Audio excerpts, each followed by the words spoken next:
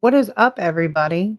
I don't have my partner, but I'm vibing with Bigfoot and my alien over here because this guy is late as usual. But I'm just going to put her on in here. Me and Rhonda will vibe. We don't even care. We don't care. He's look now. Who's running from somebody, Rhonda? Now who's running? Exactly. Now the truth comes out. What the problem is. Screaming and running from somebody. Yeah. Daryl Paulette, Spirit of Clover Hill, Appomattox County Historic Third Jail. Too many names. The Appo Jail, Daryl. And Bedford Paranormal. Kim Brady, half of Spirit Led. And Cody, aka Best Dressed Hobo. It's hot in here. Cut the heater off. Coming in here hollering and a hooting. Michael Brooks. Fredericksburg Paranormal in the house. Hello. And you know what? He done set his cup on top of my mouse, and now I can't go to Ronnie Anderson with Bedford Paranormal. Ronnie Rickard with Middletown Paranormal. Everybody's in the house tonight. Everybody. Shonda Brooks, FDR. Shonda has got her little what was she talking about earlier? Her little sock warmers. Yep, she got sock warmers. Yeah, I'm jealous of those. Actually, not even. They're heated socks. That's a bull. Where do you get heated socks? Heated socks. I've heard of like the heated vests and stuff. I really want one of those. I know the first time I saw it, actually, Shayla with Middletown brought it to one of our events, and she was the only one cozy. Where'd you come from? I need my glasses. I can't see. Clearly, you can't see nothing. You couldn't even see Rhonda. You were running from her. It's dark in Not here. prepared at all. At all. Uh-oh. We live, baby. Yeah. We is live. Guys, we have got some tricks and treats for you tonight. Shayla, there she is. Well, I was just talking about your little heated vest. What's up, Shayla? Yeah. Middletown Paranormal.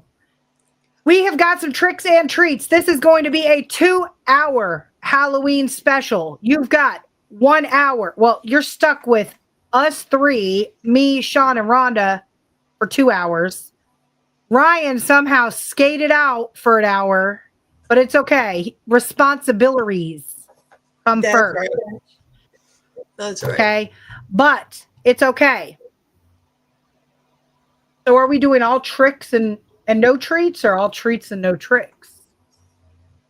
I don't know. I'm gonna let the ladies run it because I don't want to scare Rhonda away. Oh, well, you already ran for Rhonda. Anywhere.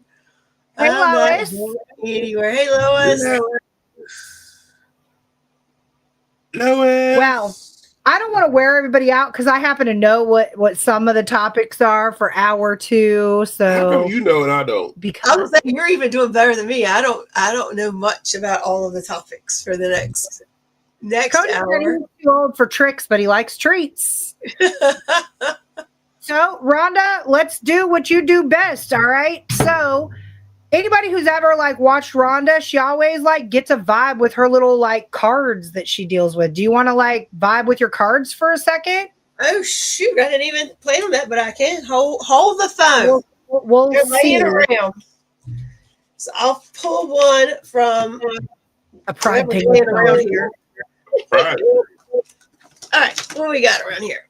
I got Shauna Rigsby, owner of the Doss House. Guys, if you have not booked the Doss House yet, now is your time.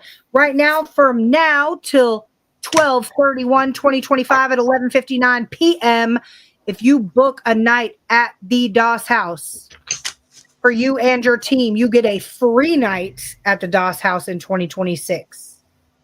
13-hour investigation, guys. 13 hours. And the Doss House is great. That is a great location, by the way. Me and the Doss House got some beef. I got some unanswered questions at the Doss. I can't wait to get back there myself. Yes. I'm shuffling 2 decks here. I pulled the 2 I got sitting on my desk. So Okay. And if y'all notice, I don't speak very highly of a whole lot of locations. I really don't. I only talk about a handful. Like not even can't even count on every finger. But the Doll's House is one of those. Yeah. Yeah. Yeah, the Doll's House is definitely up there. all right. I know Ronnie was in here. What's up, Ronnie? Both my favorite Ronnies in the house. Yeah. All right. So let's pull one from this Phoenix deck. I'm just gonna shuffle it and then grab off the top. All right. What does it say we need to do with our lives this week? Oh, please let me know because they've been a little dark recently. That's funny. A lot of them have been like very hopeful. This one is like recognize manipulation. that's a good one. Yeah. I think that's one of the things you've really got to, as I'm kind of like tapping into that one. It's, I think since I'm kind of reading for a collective, a lot of times we feel unstable, if you will, and not grounded because we're so worried about what other people think of us. And I think a lot of times if you just find comfort and space in who you are and stand in your truth and kind of look around you a little bit and try to see people for what they're bringing to the table, those things kind of come about where you recognize more of where you are being manipulated or maybe where you're not seeing people for who they truly are. 100%. So unfortunately, 100%. Everybody watch out for the ones who aren't so friendly this week. So now I'm going to pull one out of my, what I call it, salty deck. Yes, I need a salty card. So the salty deck would be interesting to see if it goes along with this card at all. Like, so Courtney, you pick. All right. Purple, teal, orange, or pink. Oh, pink. That's like, yeah, pink all day. And I'm going to shuffle them up again. I'm going to pull the first pink card I see. You're going to make me go grab my little I got to redo the lighting in here. It says drop the fucking ego. Yeah. Yeah. You Vulnerability is hot as fuck. Oh, no, I will never drop my ego. I have an ego the size of Texas. Y'all, let me tell you something about Courtney. No, I'm just kidding. I am actually the least egotistical person, honestly. Now, you on the other hand. Yeah. I think that does go along, though, with the manipulation card. It really does. It really does, because it's people who are very high about themselves and stuck in that ego that usually try to manipulate people first. Bingo. So, and that is where I was going with that. Emily, Lost Souls PI in the house. What's up, cousin? Debbie Cushman. Hey, Debbie. Yes. See, and I'm wondering now, I don't know where my Oracle deck is. It was right here, but right there. I know that's my tarot cards. I'm wondering where my Oracle deck is because I hid them. I went, Emily, stop lying. I went antiquing this weekend and found added to my Raggedy Ann and Andy collection. I saw that. So I had to make room because they are enormous up there. And I think I put the Oracle deck on the other side. But anyway, manipulation. I use Oracle decks for like reading for a collective like this, or I'll pull an Oracle card after I do a tarot reading for someone just to see kind of like what flows with what I just delivered. Because I'm an intuitive tarot reader. I don't really read by what the card's meanings are, but it's much easier to just pull an Oracle card for a large group than it is to pull tarot cards. Right. And that's why I kind of like, I'll pull and kind of overgeneralize it. I don't ever like take it to heart as to, oh my gosh, it told me that I need to do A, B, and C, you know. Yeah, I don't feel like anybody, I never got the vibe that somebody, you're really being manipulated. I think it's just, maybe it's time to clean house a little bit and pay attention. Oh, I think everybody needs to clean house several times a year, to be honest with you, because, Yep. you know, my favorite saying all the time is not everybody in your boat is rowing. Some are drilling holes. Yep. And you never know which ones they are. Those are going to be the ones that are right next to you at all times. And those are your besties. Yep. Seriously.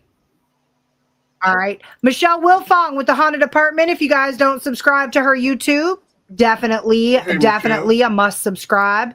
Ronnie Anderson, you mean Sean? Stop screaming. Emily was screaming around the fire when she almost caught her dress, the campfire when she almost caught her dress on fire. Sean was screaming. Emily almost caught her dress on fire. We got legit reason to scream. And Amy, thank you for tuning in. She was on one of our publics at Sandusky. What's up, we Amy? remember you. Yeah. Yes. But shout out Brian Elder as well. Yeah, and then one of the best guitar players that I know. Yeah. And then drop the effing ego is definitely a good one too. Yeah, Courtney. No, I think that goes for the paranormal world. I'm gonna say I don't care. Especially everybody who's quote unquote been on TV. Okay. I don't care. You know, people, the one thing that Sean and I have been talking about for 2026, I'm rearranging my stuff here because I'm about to get serious. For 2026, the one thing that Sean and I have been talking a lot about is changes, making changes. Okay. We have sat down and we have realized that over the course of the past year, we have counted out how many people forgot where they came from and how many people reached their hand down and helped them when they were at their lowest. Because once they got back up and got on their feet, it didn't matter who helped them up while they were down. You no longer mattered. You know, when you needed to get out there and when you needed help, we were there. But now that you're back on your feet and now that you're doing well and, you know, or decent, like, you don't matter anymore. Forget you. We don't even care. And that's sad to me. That really sad. That is one thing I have never done. I will say I've done a lot of shiesty shit in my life, but that is one thing I've never done is forgot who was there for me when I was at my lowest. No, those are the ones that you need to make sure you maintain in your circle, not let go. Absolutely. And Sean will be the first one to tell you, I have very little friends. My paranormal circle is my circle. Yeah. And I have very little friends for that reason. Not everybody has your best interest at heart. So Ronnie Anderson over here, I cannot count on because he is going to be at a cookout somewhere. All the time. Every time. Emergency, broke down on the side of the road. Ronnie's going to be like, sorry, I can't make it. I'm at a cookout. I'm trying to say this with a straight face and can't. But Emily, you know, that's where you learn who you true. Yes, that's where you learn you know what? I'm not even going to try. Who the truth you are. Thank you. Spit it out. Blah, blah, blah. All right. The truth. Never forget where you came from. It'll come back and bite you. That's right. Amen, Daryl. Well, yeah, and don't forget how low you were because it's real easy to get right back there. Bingo. Look at Ronnie. As fast as you were handed it, it can be taken away.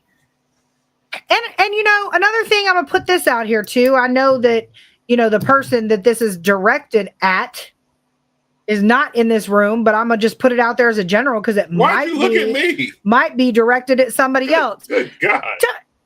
Quit loaning friends money. I don't loan anybody anything. If anybody asks me for anything, I'm gonna tell you no up front. You know? No. Don't ask me for nothing. I don't do business with friends and family. That's just my and that's not me. That's what I've always been told by my parents. Are like, no, don't. Like even my dad was like, never sell one of your used cars to a friend ever. Because guaranteed something will happen, then you'll feel guilty. They'll be mad. You just don't do business with friends. And it'll be all your fault. But I'll tell you why I don't give friends anything. Because number one, when I was at my lowest, I didn't have anybody to call for nothing. Can't nobody say I gave Sean this when he was at his lowest point. Because I've been homeless.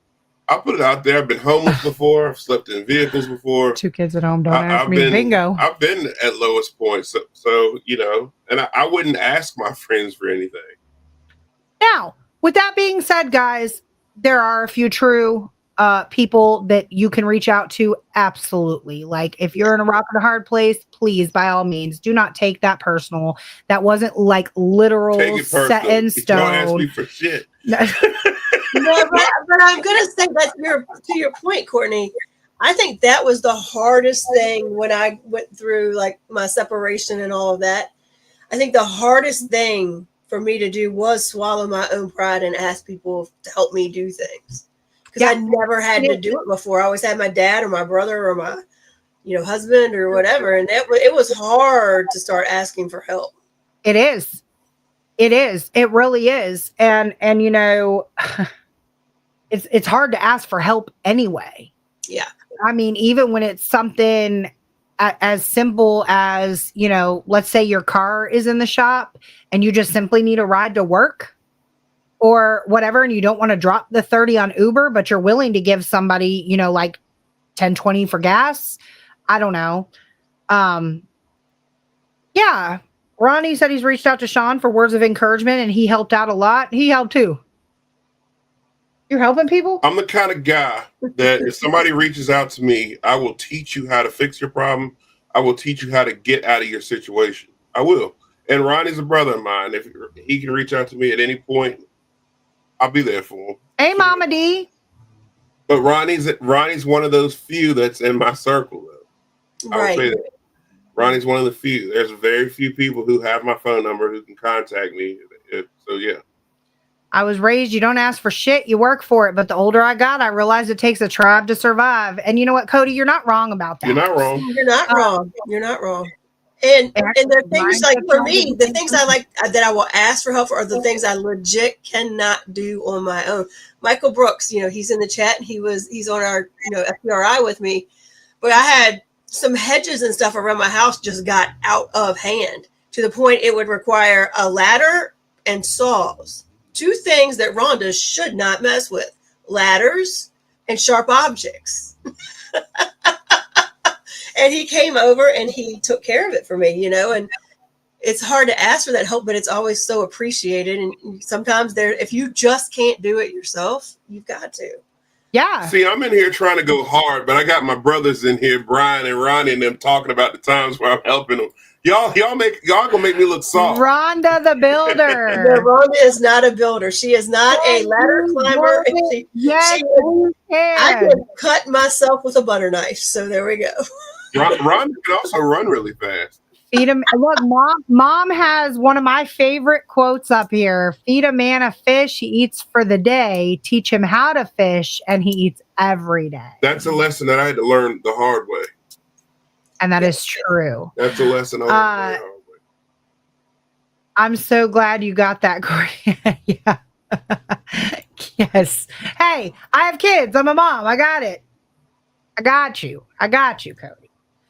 But yeah, kind of backing it up a little bit, you said something about if you sell, your dad said if you never sell a used car to a friend. Yep. I was just having a deep conversation this afternoon with a 17-year-old actually about the human race needs somebody to blame at all times. So you said, when you were going through your separation and stuff, that the hardest pill you had to swallow was accepting responsibility, right? So we as people are unable to do that at first. Keyword at first. Okay. Because it is easier to say it's his fault. It's her fault. It's their fault. I didn't do it. This divorce happened because he was a dick. He's an asshole. He's a piece of shit, whatever. His family influenced it. His friends influenced it. I had nothing to do with this. I was a perfect angel. Right. We all play a role in a little bit of everything. There's, that 2 true. sides to every story is not far off when you've got to, I think the only way to get through some stuff is to look and see what was your role in it. Exactly. And maybe your role wasn't much. I mean, maybe it was just really small and they really were an asshole, but it's not so much that it means that you did anything wrong. It's just things for you to look at for the future of who you want to be. Should have left sooner. Right. And that's something you can place. Right. Yeah, exactly. Exactly. I've been there. I have so been there. I think we all like on multiple occasions. You know what I'm saying? But it's every situation. It's all in how you take it too. I think I'm thankful for a lot of my worst times because I learned from them. They helped me grow. They shaped and molded me who I am. I mean, my worst of the worst. I'm thankful for them. Yeah. They got to be where I am now if it weren't for my bad times, to be honest with you. If I didn't go through that rough patch of life, I would probably still be where I was 15 years ago. Same. That's true. Same. Very thankful for all the pain and the tears that I've been through in my life. Yeah. Agreed. And with that being said, a lot of the pain and heartache and all that stuff that I went through actually, I feel, brought me closer to the paranormal. And let me I would not be anywhere in here as interested as I have been all of my life. If I hadn't had the situations that happened, I wouldn't be where I'm at today with the paranormal, with any of it. Any of it. True. Any of it. No. Because I feel like because I went through some of the shit that I went through in my life, I'm better. My empathy to the unknown is a lot greater than, like, say, my empathy to human people, like, living. Oh, hands down. And that's sad for me to admit out loud. That kind of sounded a little bit heartless, but I'm able to connect better on a deeper level. So, like, for example, bringing up our next adventure together. Okay. We're going to Tala, blah, blah, blah, November 8th. My very first focus, like I'm aiming, I'm going straight for the 3rd floor. Like, do not pass go. I want to go to the 3rd floor. Why? Because I should be on the 3rd floor. Like, rightfully, if that place was still open, I should be committed to the 3rd floor. I agree. Like, straight up. And I want to try to connect with that energy up there because I've been there. Like, I've been there, done that. Like, I want to see what I can get, like, by almost like emitting that energy out. Yeah. You have to be careful in situations like that, though, too, because if you're emitting that energy into a room with similar energy, you could also leave yourself vulnerable. Yeah. So, you could. But, you could almost be your own trigger object. Right. So I'm curious to see. An asylum is on my bucket list. So this is definitely, which we've been to St. Albans. Yeah. We also been to another one that we weren't supposed to go to, though. Well, yeah, but we didn't actually like spend a significant amount of time there. We kind of like, I won't say the T word. We were urbexing. Okay. Back in our early 20s. We could run. When we ran faster. Now I got bad news, y'all. All right. The hair wants us to know that he is in the house. Shout out Mr. John Cushman. I will help others, but hate to ask for help if I need it. I'm working on boundaries and when to say no. Emily, I can help you with that all day long. I can help you with that all day long, Emily. All day. That is my favorite word. No. This one struggles with it too. What? Say no. You're getting better. I'm the man that will stop and ask for directions if my GPS is not working. I said you struggle to say no. I'm going to say no? Me? You used to. No. Yeah. But now you just said it. I'm proud of you. I always say no. Yes, Ronnie. 3 sides to every story. Yours, theirs, and the truth. Absolutely. Oh, Ma said you're wrong. It's yours, mine, and the truth. Well, Mom thinks her side. You forgot to add an S on the mine, Mom. Mine's. Yeah, I'll incorporate that, Michael, for sure. But I think it's going to be the whole 3rd floor. I can't wait to see what yes, Wanda, I will touch base. Wanda did a public there and sent me many years ago and sent me some EVPs and some really good pictures. She got some orb pictures and I think like an apparition, maybe. I remember her EVPs. Hey, Carl. What's up, Carl? I want to visit an Shout out asylum. Central Mom, we Virginia. can definitely arrange for your admission if you'd like. Kidding. Sean didn't find that. Hey, Carrie.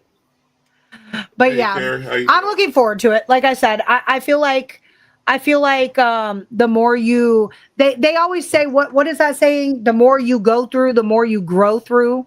Yeah. I think somebody in this room has a support belt that was custom made that said the more you go through, the more you grow through. I.e. mom. But I do believe that. And I think, when it comes to like the paranormal, I think that helps you a lot on your adventures. I do. Yeah, it does. Especially developing that empathy piece, because that's super important. That's something that a lot of the human race lacks too, is empathy. Oh gosh, yes. You are not getting in my lap during a podcast. That is not happening, ma'am. No. This is ridiculous. Let's see. Oh, Ma, we can go take a vacay. They got the good stuff over there. Pretty sure I got like short-term disability or something I can claim at work. All right. The one I hate around here is it is what it is. But that's so true, though. It is what it is. Until it isn't. Well, that's, yeah.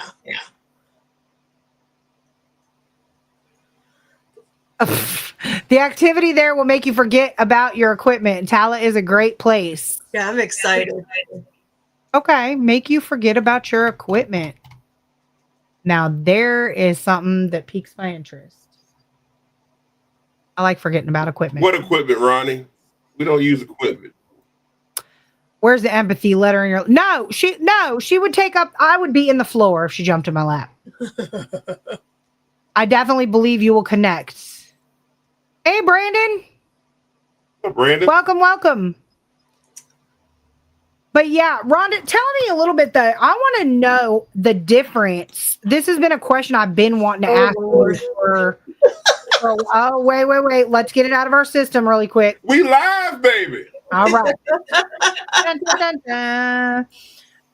This has been a question that I have been wanting to ask you for a long time. So I investigate as, hey, Crystal. Hey, Crystal. How are you guys? Hello. Thank you for joining. I investigate on a non-sensitive, non-medium, non-psychic side. Right. And you investigate on Both. a mediumship side, right? / sensitive. Yeah. What is it like from your perspective in a location, say like an asylum or maybe like a hospital or something where there's been a lot of turmoil, tragedy, maybe like stuff like that? Do you actually like ever feel almost like emotionally connected to the spirits, like on a deeper level than say like a normal person? So far, and I can only go against two. We went to Sweet Springs, and we went to gosh, you just said it. Where St. Albans? Yeah, St. Albans. St. Albans was my first one, and I'm not gonna lie, I was really nervous about going there. I didn't know what it would feel like. I didn't know what I would experience, but I just didn't know how it was going to affect me and if I was going to feel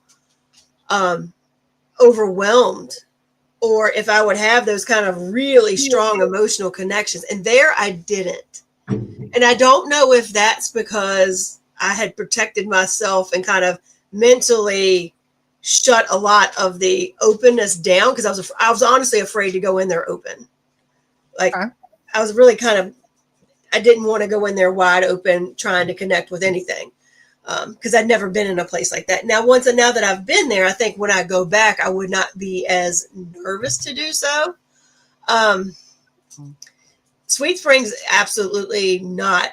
Everything there was very light and airy, and I didn't feel anything extremely heavy. I have walked in different locations and not just asylums or, sanitariums, and felt a heaviness or a sadness or just almost like something sitting on my chest or something weighing me down. I don't even open up like that much at Belgrove anymore unless I'm trying to, because I'm so used to being there.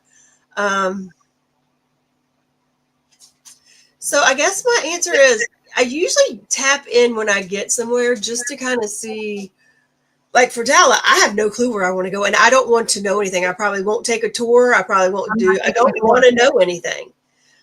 And I'm just going to kind of go where I'm guided and see what comes out while I'm there. So, I like to use, I don't find anymore that I don't open up that much. I used to, but I feel like now I don't rely on the mediumship and stuff quite as much, except I'll kind of tap in and see if I'm feeling any certain individuals or people or male or female or things like that. And see if I get something.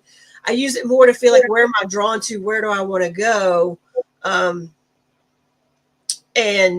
things of that nature. But I've gotten and if I am tapping in, I've got to have some kind of evidence backing it up. We got to be getting something else to go along with it. So far for me, I can tell you places that, like the cabin on 360, the basement was heavy for me, but I've also been in the cabin on 360 and it was light as a feather. You know what I mean? Where I didn't feel that. See, and that happened to you last time.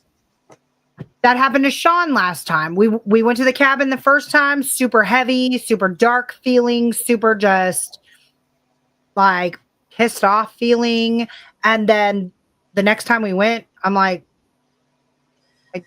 did homie go to sleep? Like what's going on? Cause like it was so quiet. So yeah, I really don't feel like it's the type of location. I feel like you're either going to connect with the spirit or you're not. And now, I feel like some they kind of like people. Hey, I like your vibe. I'm going to connect with you a little bit more. And maybe you do hit that level.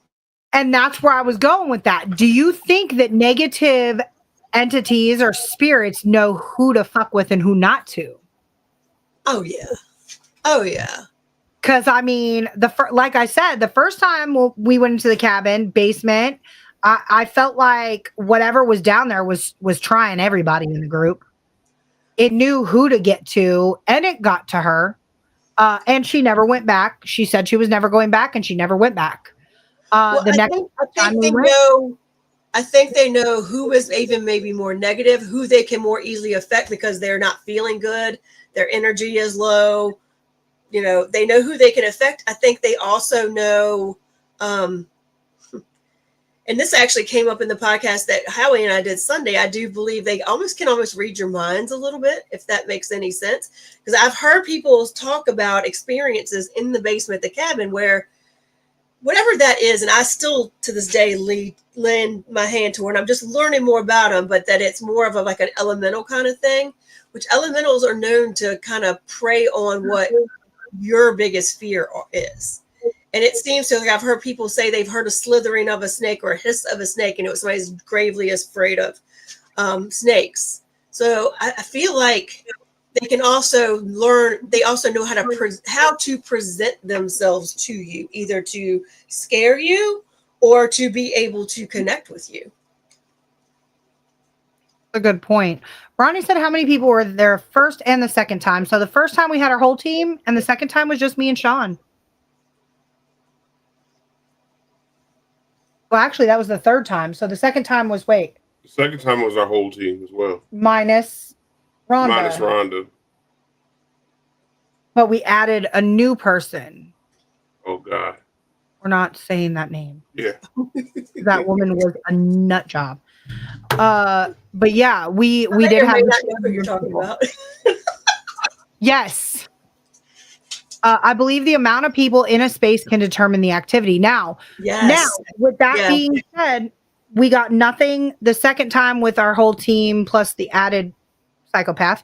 And then when me and Sean went, there was like nothing. Like when I'm telling you, like you could have heard a pin drop in that basement. Like it was just quiet. And I had my on the recorder. It was not nothing. a single EVP, not a single nothing. Yeah. I mean, the cabin and it might have been just where we were or that particular night, but I remember Howie and I and a couple other people were at the cabin on a Halloween night. And we were like, man, it's going to be Halloween night. I'm talking. And usually the cabin, most places like the cabin and Belgrove and, everywhere I've been, you get something. You might not get like EVP after EVP or activity after activity, but you get something. But that night, it was Halloween night. And when I say nothing, I mean zero. So I am going to touch on that really quick. And Emily, I see you. I'm going to read that comment in a second, but I want to touch on that, Rhonda. I have really challenged myself this year with celestial happenings and when the veil is the thinnest. And I've investigated during thunderstorms and meteor showers and hunter's moons and orange moons and pink moons and red moons and all these crazy moons and done all this. And at first I was convinced. I was thoroughly convinced. I'm like, that's it. Whatever's going on in the atmosphere, the veil is thin and bam, I'm getting all this activity. And then we went out and it was like a massive thunderstorm on top of like, what moon was it? It was like the huge, big, giant moon that we just had last month, super moon or whatever. The black super moon. And we investigated and I'm like, nothing's happening. What's going on? So then I started like testing things and I'm like, okay, so when I think the veil is the thinnest, I'm not getting a whole lot. So what if the veil is thin all the time and they just want to come out whenever the heck they feel like coming out? That's what I think they're around all the time and they interact when they feel like interacting or they feel the energy is right for them to interact. I mean, I think there's probably a lot of things at play. Even that Halloween night, I actually said to Howie, I said, I'm going to say something. I said, it's going to sound really stupid right now. And he's like, no, just say it. I was like, well, maybe they've got way better things to do than haunt locations on Halloween night. Maybe they're truly out visiting their families at their houses, or maybe there's a big meeting of spirits on Halloween. Who knows? Right. They might be out trick-or-treating too. Right. Let's see what Emily says. I totally agree. I'm interested to talk with you about that because I'd actually thought about kind of really starting to document like moon phases when we were somewhere, like whatever one it was, not necessarily even a full moon or a new moon, just to see if it affected anything. I will tell you what app I just downloaded in a sec. Let me get to a couple of these comments, then we'll touch on that because I've been really tripping out about this.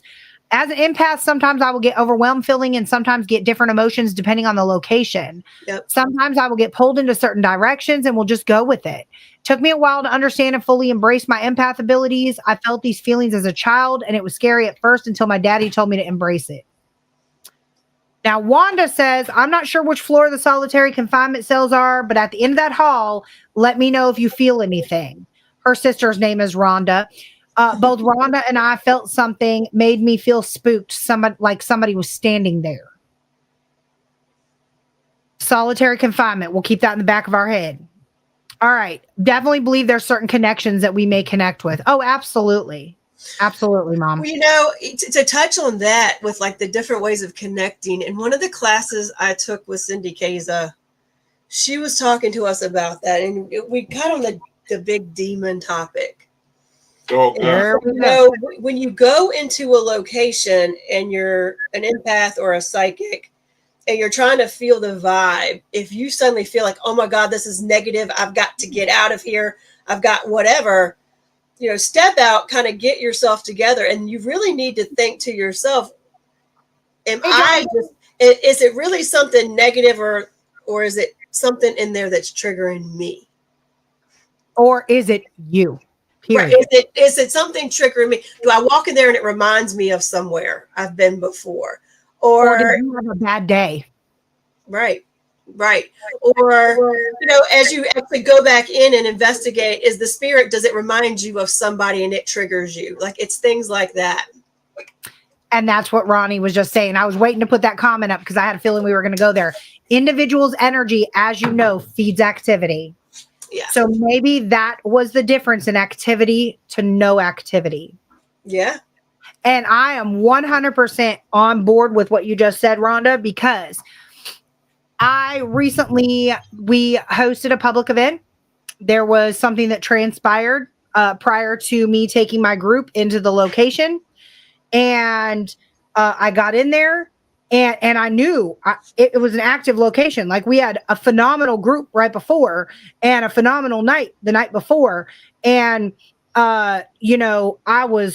I was just really pissed off at this event that transpired right before. So I take my group in and I'm telling myself in my head, like, don't let this rub off. Don't let this rub off. And I'm noticing there's nothing going on. No activity, no equipment's going off. Nothing's going on. Howie to the rescue. I looked at him and I said, can you take my group for about 5 minutes? I walked outside, self-talk. Courtney, get your shit together. This is not their fault. You're putting on an event.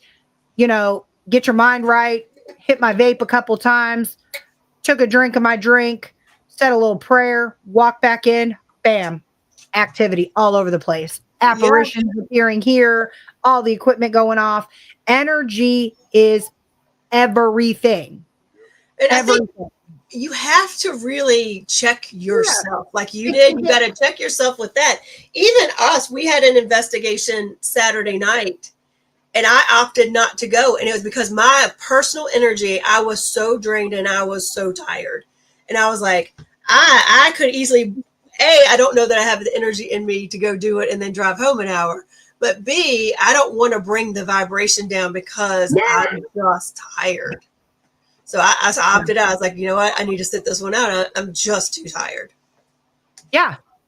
Because you have to have energy. Like, you have to. Like, when we hosted that 3-day event, 3 days was too much. Like, I'll do it again 10 times over because we had some amazing people. We made some amazing connections. That's some amazing evidence. We got some amazing evidence, but it took us so many days to recover.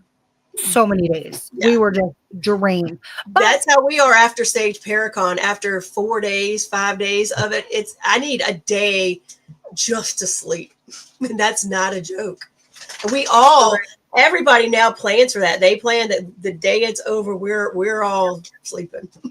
Yeah. You have to, especially when you're pouring your heart and soul into something. You know what I'm saying? Because Sean and I could host an event. Like, there's a lot of publics that we've hopped on that, they're just kind of sitting back and letting you do whatever. And they're not engaging and they're just like, whatever, they're scrolling on their phone. They don't care. Here's the equipment, have at it. I don't care, blah, blah, blah. But Sean and I actually engage. We investigate we show them how to use the equipment. We give them ideas. We're there as guides. A lot of the people that come to our stuff have never done this before. Right. So they've got questions and they don't know what to say. And, so they've got the dowsing rods and they're phenomenal with them. They're sitting still and they've got them in their hands. And then you see them staring down and then all of a sudden they look up and they say to you, I don't know what to ask. So now you become almost like a second body for them. Yes. And you start giving them ideas and now your energy is pouring into them. And if you've got shitty energy, you're going to pour shitty energy into them and they're going to get shitty evidence. And that's just what it is. Well, you're pouring energy into yourself, trying to get, equipment going, and you're pouring, like you said, pouring energy. It's public investigations have a whole different level of exhaustion to them. Yeah, and I'll say, even especially if you're empathic or open at all, like it'll take you down quick. It's hard because you're trying to keep the vibe up for everybody. Right. for everybody. So and a lot of the time, that's exactly it. You get the group of people, they come in, they're gung ho, but then they just sit there. yeah. And you're like, and I understand we've all been there. We've all been on our first investigation. Like, I don't know what question to ask, you know? Yeah. I used to pass out. I found a really cute article when we used to host at the cemetery. It was 95 questions to ask ghosts. And I'm like, 95? That's like crazy. But, you know, I printed it off just as an idea, just as a guide for people. Do I expect you to ask all 95 questions? No. But when I used to pass those out, I would see people flipping the pages, like, and going down. Okay. What is your favorite holiday? Christmas is coming up. Do you like Christmas? Phenomenal question. Excellent question. Let's ask, you know, and then we'll roll with it. A lot of the time, if it's just really slow, not a whole lot of interaction, that's where we pop out the Ovilus. We pop up Spirit Talker. And then I tell them, this is not paranormal evidence when it goes off. I'm popping this up as a guide. So if we're sitting in this house and you get soldier, all right, that comes across Spirit Talker, maybe at that point say, is there a soldier here that wishes to communicate? We are in a Civil War headquarters. There could be. You never know. So, Emily, yes, we cannot investigate with people who scream either.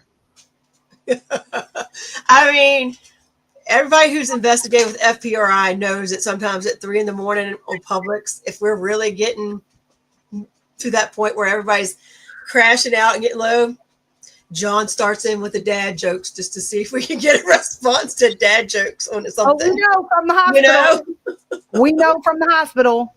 Yeah, what, you know. Wasn't he like throwing dollar bills or something? Wasn't he doing? Yeah, he was. John's a character. When John and Sean get together, I just sit back and laugh. I'm just like, this is funny. This is so, funny. I mean, you start reaching for anything that might get some interaction, you know? Yeah, you do. Look, John said the dad joke. Hey, John and I got some good evidence when we went off. Yeah. And they do. And they do. You know, the spirits down in the basement of the hospital in Old College Hill thought it was absolutely hilarious that I thought I was going to get my big behind on a little tiny miniature rocking horse. That wasn't going to happen. I almost fell off the back of it. When that happened, I asked if they thought it was funny. Damned if the REM pod didn't go off. They thought that was hilarious. I mean, we were one night. It was like I can't even admit this, how silly this got. But we were sitting there at the end of the night, and we were doing a titty session, you know, where you go through and everybody repeats the same thing to see if you get something on EVE in between. We were in the caretaker's house and we were like, Baldwin, why are you an asshole? Everybody said, why are you an asshole? Just trying to get something. Yeah. Yeah. If nothing else, you make them laugh and they wake up, if nothing else. I mean, Sean, you and John did that in Gettysburg. Knock, knock, knock, knock, knock, knock, knock, knock, knock, knock. That's a good one. And then a little kid came across and said, knock. That was the EVP they got. That's cool. That was a cool EVP. I still got that. That's cool. Yeah. You should never interrogate. Just include them in a conversation. I personally never asked the question of how they died or mention their death. They may not even realize they passed. Just involve them in conversation. That's just me. Ronnie, I don't ever ask if they died either. The way I look at it is they're probably looking at us like, why the hell are you in my house? I'll say with John and Ronnie, I've gotten some of my best EVPs with. Yeah. I've gotten actual Class A voices with John and Ronnie. With John, again, at Gettysburg, where we all were saying knock, knock, and some little kid voice came through and said knock. And with Ronnie, we were actually at St. Albans and upstairs somewhere. I don't remember. In the suicide bathroom. I guess that's what it's called. And I think all Ronnie said was he just was basically having a conversation. And he said, Rebecca, are you listening or something? And you hear a female voice to say here. I'm here or something. I'm here or here. In a loud, clear as day female voice. And you don't have to guess at the voice. It's clear as us sitting here. See, and those are the EVPs I like to get because, and I like how Sean does his EVPs because a lot of people will sit there and do EVPs back to back to back to back. And then I'm sitting there waiting for them to play them back. And like they don't. And then they'll call you later and they're like, oh my God, you're never going to guess this EVP I got. And I'm like, well, it doesn't freaking matter what you got now because like I can't capitalize on that question or whatever, response you got. Like I can't build on that. Yeah, I need to know who we're talking to. Like, so I mean, this past weekend we went to Stonewall Jackson's burial site and we got I started firing off battlefield commands and we got some stuff on there and we ended up in a comedy session, which was quite funny because we didn't know there were other people in the cemetery. So I'm over here yelling, ready, aim, load, fire.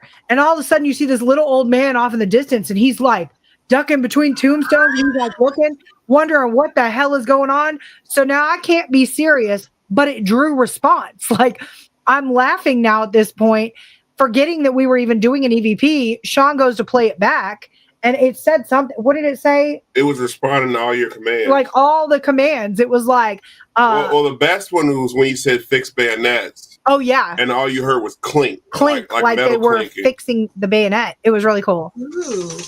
Which we got an EVP. See, I like those EVPs too. The noise ones, we got that at St. Albans too in the bowling alley.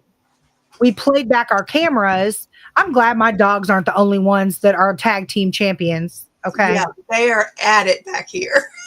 Our two are at it over there, but yeah, Ronnie, burst sessions are the best. I don't do that whole leave a recorder in a room and go back and listen to it. Who's later. Listening to 2 hours worth of recorder? Not me. I will not sit and watch hours worth of videos anymore. Not really, unless it's a study I'm doing. Like we did at Sandusky, where we're trying to see if a chair moved. That was painful. I won't do EVPs like that anymore. It's got to be right then and there. I set it on VOR, and I'll do sessions. Yeah. But I think energy conveys through EVPs too. I mean, for example, Sean was trying to communicate as well, and he kept looking at me going, I don't think they want to communicate with me. And I'm like, why would they want to hear battlefield commands from me? I'm a female. That doesn't make any sense. Then it was the 2+2. A lot of these places. Hello, everyone from the bunker in Bon Air. Robert O'Dale. We lost Rhonda. Rhonda, come back. Rhonda, come back. But it's okay because we're actually about to take an intermission, guys. Because before we go, though, I want to say just to show